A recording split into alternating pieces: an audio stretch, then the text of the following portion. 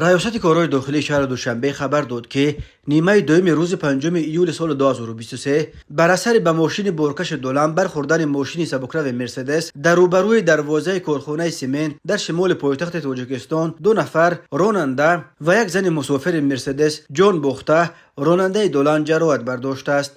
بنا به اطلاع ملیت پایتخت صحنه 5 ایول سال 2023 تخمینا ساعت 15:13 راننده ماشین تمغه مرسدس بنز رقم‌های قید دولتیش 9381 FF01 با جانوف هنگام حرکت با خیابان رودکی از سمت کوچه امیرشاهی به سمت نویه ورزاب در روبروی درآمدگاه کارخانه سیمنت براری هنگام سبقت نمودن به سمت مقابل حرکت برآمده به ماشین تمغه خاویا دولان رقم‌های قید دولتیش 376 AA01 تحت اداره شریپوف که از سمت نویه ورزاب به سمت کوچه امیرشویف برای خود حرکت میکرد برخورده است.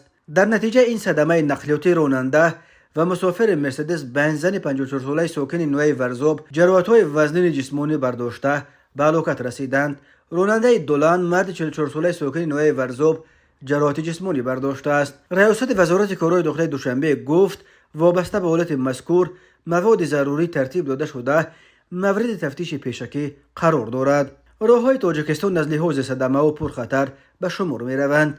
تنها در 2 ماه اخیر می و ایون سال جاری بنا به حسابها بر اثر صدمه ها در راههای جمهوری حدود 80 نفر به هلاکت رسیده، 10 تن دیگر جراحت برداشتند.